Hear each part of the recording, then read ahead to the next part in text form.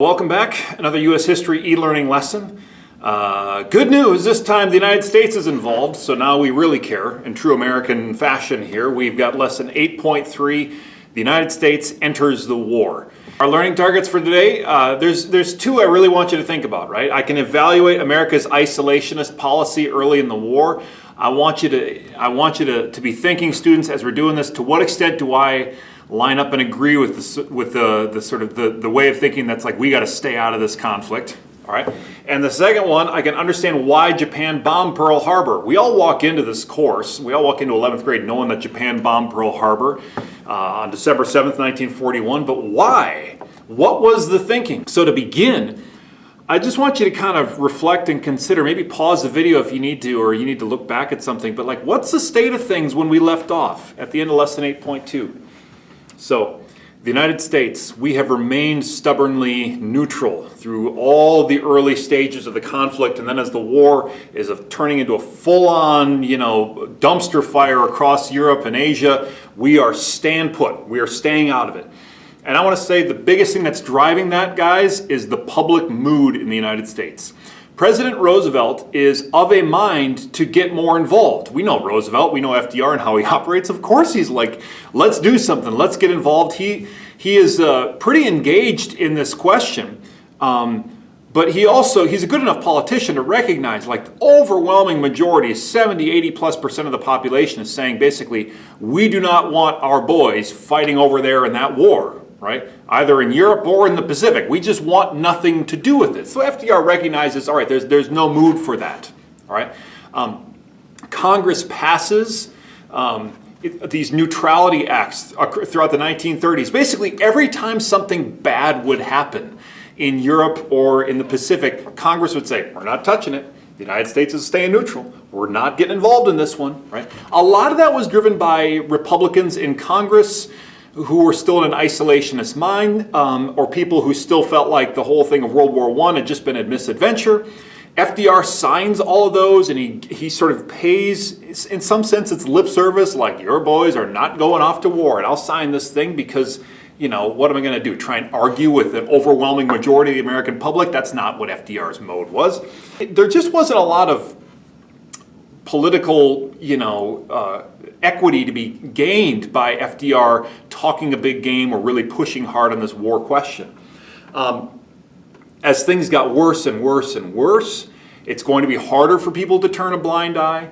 And as like the Nazis are going to expand and take over France, it's like a lot of people are going to be saying, I really wonder here if we have to do something, right? But right now it is sort of storm clouds in a distance, and a lot of people saying, nope, we're not going there. We're not doing this again. Below the surface of the anti-war movement was some kind of startlingly gross stuff. There were Nazis in the United States. Now, to what extent did these Nazis line up with all parts of the Nazi agenda in Germany? It's difficult to say, but somewhat. This picture here of like a Nazi pro-America rally in Madison Square Garden in New York, attended by some 20,000 people, there is some like crazy disequilibrium created by this picture. There's some weird stuff here. And remember, attendees at this rally would say, what? We're talking about peace, and we're talking about neutrality, and like, we're just saying stay out of the war, back off Germany a little bit, right? If you listen to the messages, though, like the general themes of the speakers are definitely stay out of the war, right? We don't need to go after Germany, like stay out of the war, but also kind of like, and we know how, the Jews are behind some of this stuff, right? There's sort of like anti-Semitic threads in some of the speeches, or they were calling the New Deal the Jew deal and talking about how like Jews in the State Department have like undue influence over the FDR administration. There's some strange stuff going on here, right? So I want to say that kind of smuggled into the isolationist sentiment in America is some stuff that's like, it looks almost like pro-Nazi sentiment. It's strange stuff, ladies and gentlemen. Now, this would go away by the time the war is on, like no one's holding rallies like this, but in the 30s, it was still like you could still do this in the clear light of day and not be sort of roundly, condemned by many people. You would just say, I just don't think Nazi Germany is that big a deal. I kind of like the way they're running their society over there. And there were people who signed up for this. Now, there are Americans who also said, don't fall for this garbage. Ladies and gentlemen, like Nazism is not, Nazism does not fit with the American creed, with American ideals. Like, what are we doing? Don't fall for this. I'm going to link to a video I'm going to ask you to watch at the end. And it's kind of hokey in a 1940s style, but I also just think it's beautiful. It's just saying, guys, when you listen to this stuff, when you start going down the path of what they're talking about here with this sort of pro-Nazi rally, you got to wonder, like this, you cannot sort of be an American who holds true to our American inheritance and also say, and I think the Nazis are kind of all right. Like those two things just don't mix together. So I want you to check that short video out afterwards. As the war is getting crazier and crazier, more steps, small incremental steps are being taken to get the United States involved. All right? And Roosevelt, I would say, is taking an inch, he inches along this way. The cash and carry law says Allied nations, France and Britain, are allowed to, we will sell them military goods if they pay in cash and if they come over here and then transport it back themselves. The cash piece is so that we don't end up like in this sort of like massive network of loans that became such a headache in World War I and then in the 1920s, and then when our banking system collapsed, all these loans failed too. Like, so we're not going to just start taking out crazy loans here. And the carry provision, like you got to transport it yourself, is because that's partly how we got pulled into World War I, right? Is like international trade. So basically you take on the risk of transporting it and you can have it, all right? We're going to help you. We're not helping the Axis powers. By 1940, when France has fallen and Britain is like, help, help. So Roosevelt does the next best thing and pushes for and receives the passage from Congress of the Lend-Lease Act. This is a big, big deal. Now, it doesn't sound that big a deal because it's given actually kind of an intentionally boring name, a name that would make eyes glaze over in 1940 and in, you know, a contemporary U.S. history class. But the idea of the Lend-Lease Act is the United States will lend or lease or borrow or give away military equipment to the Allied powers, all right? Pay us back someday, somehow, if you can, right? You guys are in a massive crisis over there, Great Britain. So tell you what, whatever we got, you can have. In fact, we're starting to sort of like military buildup because it kind of looks like it might get bad here too. And so we're starting to put people back to work with this stuff. So like when we produce stuff, you can have it. Pay us back down the road. Now, what ends up being given to Britain and then later to Russia when the Soviets joined the war on the Allied side is some $40 billion worth of military equipment, all right? Tanks, guns, airplanes, everything, all right? We're furnishing the war. What the United States says in the Lend-Lease Act effectively in late 1940 is, you know what, guys, we'll pick up the tab. It's like you're at a restaurant and the U.S. says, how about we pick up the tab here? Roosevelt says we can't send our boys off to war. The public won't have it, but we will pick up the tab and we will furnish the war. And as part of this project of putting Americans back to work, right, that's sort of what we get out of it. And what we also get out of it is we're doing the right thing. And Roosevelt also says we're going to start a draft. And I know we're not at war, gang, but if war hits our shores, we got to be ready to go now. And he's trying to learn the lesson of Wilson in 1917. Like, we declare war, but there's no army ready to go. And it takes us a year to get rocking and rolling.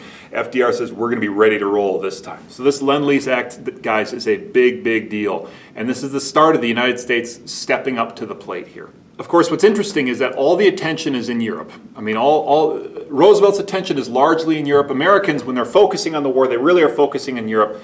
But it's the war in the Pacific that'll pull the United States in. So let's talk about this. We haven't talked about Japan all that much yet. So let's just sort of take a step back and tell that story. And why does this end up involving the United States? Since the late 19th century, and definitely in the first chunk of the 20th century, Japan had been a growing industrial power and an imperial power. And they really did look at East Asia and Southeast Asia and maybe even Oceania in general as like their sphere of influence. This is like an area that they believed kind of that was their rightful and natural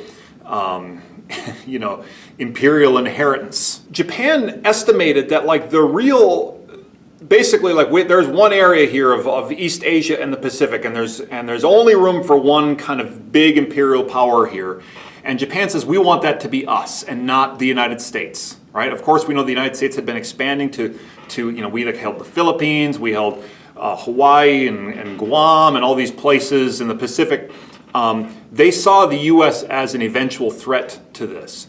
Now, part of the reason why Japan also is expanding is that Japan, The Japanese islands aren't small, but they're relatively resource poor.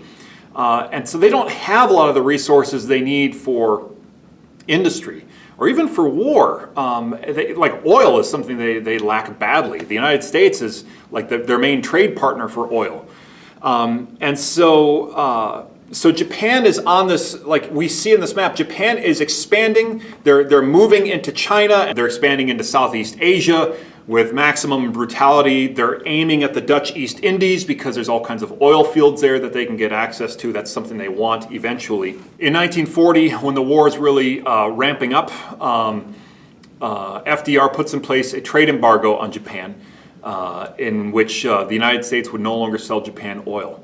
Now, Japan did not hold the Dutch East Indies yet, and so that meant that Japan's oil supply was now dwindling rapidly. And Japan saw that as an act of aggression. And so the Japanese Prime Minister, Hideki Tojo, he's sort of the leader of Japan's government is essentially like a clique of military leaders who are running the country. Tojo and this naval admiral Yamamoto put together an audacious plan. And this plan is extremely aggressive, but there is intelligence behind it. Here's the thought on the plan. Here's the thinking. They said, Japan does not have time on its side right now.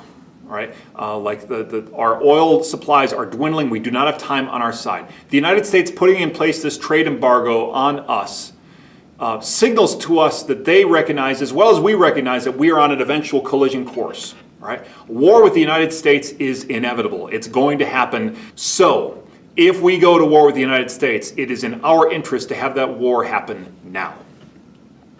All right? We make it happen now, while we have the upper hand, while they're just not ready to fight. In fact, the United States has like foolishly moved most of its naval fleet to Hawaii. Now they're doing this because they're like, well, we need to be ready in case of a war. Like we took it from California to Hawaii, but Japan's like, I mean, it's just sitting there.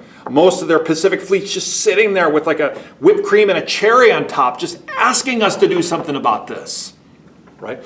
And so the idea is, if we can go and we can annihilate that fleet, and that, I mean, we have to like take it all out, or nearly 100% of it out. If we can take it out, it will take them, 18 months, 2 years to kind of rebuild this.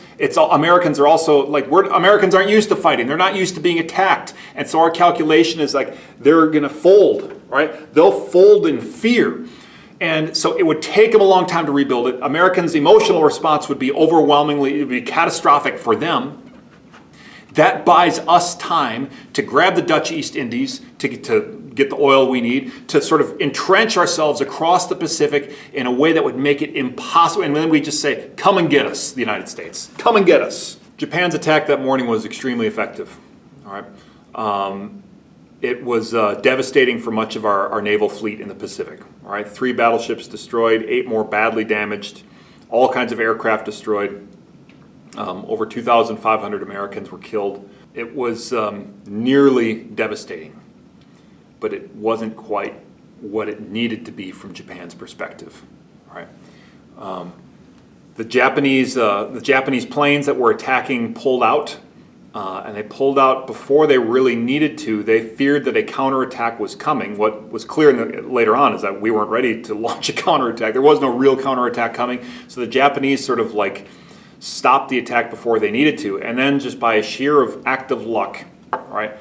Our 3 Pacific aircraft carriers, that's like the big ships, were out on maneuvers. They weren't parked there at Pearl Harbor. And so those survived the Pearl Harbor attack. And what became clear as the war went on, and we see this in like the Battle of Midway in just a bit, is that those aircraft carriers were really the key to naval warfare in World War II. And so we got a bit lucky. I'd say at this point, the argument between the interventionists and the isolationists was over.